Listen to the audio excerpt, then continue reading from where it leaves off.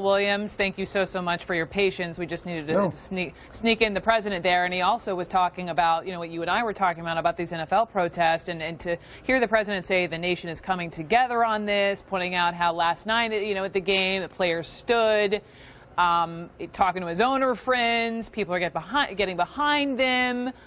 Does it sound to you like the president's taking credit for these players standing now at these games? I got to tell you something. I heard something else in that speech. I got to go back to this. He said, when asked about Puerto Rico, and I'm so sorry I'm going to answer your question, but when he asked about Puerto Rico, he said, well, you know what? They're just a territory. Let's remember, 100 years ago this year, back in 1917, Woodrow Wilson made Puerto Rico a territory but gave Puerto Ricans statutory citizenship. And since 1917, Puerto Ricans have probably put close to 60,000 people in uniforms, 20,000 during World War I, over 40,000 in World War II, and about 20,000 during the Korean War, and we don't know the numbers during Vietnam. So Puerto Ricans are American citizens. There should be no question about how we're going to rebuild America.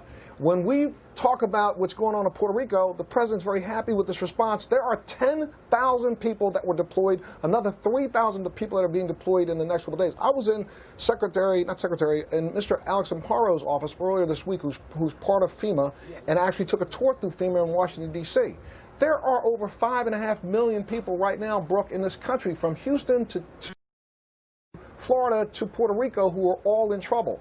We put 40,000 people on the ground in the Florida Keys. The landmass of Puerto Rico is 20 times the landmass of the Florida Keys. Why do we not have 40,000 people deployed today? So don't take credit for something when the credit is just a trickle. And again, we got to stop this identifying who is either patriotic or who is American. There's not a Puerto Rican in this country alive today who is not an American citizen at birth. So, let's calm down when we say we're going to slow down a trickle, or we don't even know if we're going to rebuild. If we said we weren't going to rebuild the Florida Keys or we weren't going to rebuild Houston, the country would be in an uproar. And it goes back to the same thing with the football players. We can accept the lies and accept the thought that most of the country is falling in line with him. They're not.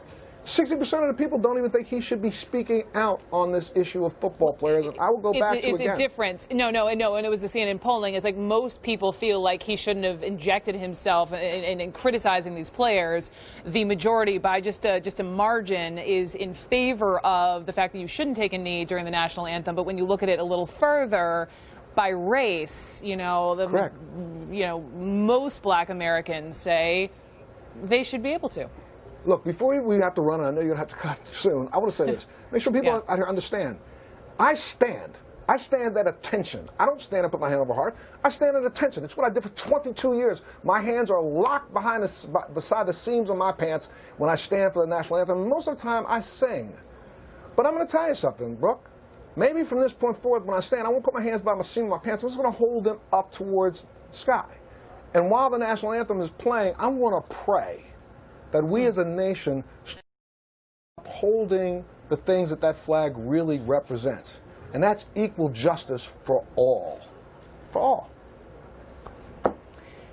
I still got you for a bit longer, so let me talk to you as a veteran. I got you for two more minutes. As a veteran, I want to talk to you about this amazing moment over in Colorado, getting a lot of attention. These 5 African American students. You know where I'm going. From, I was at the I went to the Naval Academy Prep School, and your story is absolutely right. The Air Force Academy Prep School. This is Air Force Academy Prep School. These racial epithets, go home, N-word, written on their dorm room, white erase boards, and so it was the superintendent there, the Lieutenant General Jay Silveria, delivered this powerful condemnation in front of thousands of cadet and cadet candidates, and I actually had him on live last hour. So if you haven't seen it, here's part of his original comments. I have seen it. And then part of our conversation. Yes, sir. Yes, ma'am. If you can't treat someone with dignity and respect, then you need to get out. If you can't teach someone from another gender, whether that's a man or a woman, with dignity and respect, then you need to get out. If you demean someone in any way, then you need to get out. And if you can't treat someone from another race or a different color skin with dignity and respect, then you need to get out. Everything that we do here is about developing airmen and about developing these airmen into leaders. So I needed to address the topic head on, but it's also about teaching them about addressing the topic. So I wanted to be unambiguous about how we're going to treat this topic, but everything that we do here is about developing these airmen. So I wanted to take an opportunity to also give them a leadership lesson.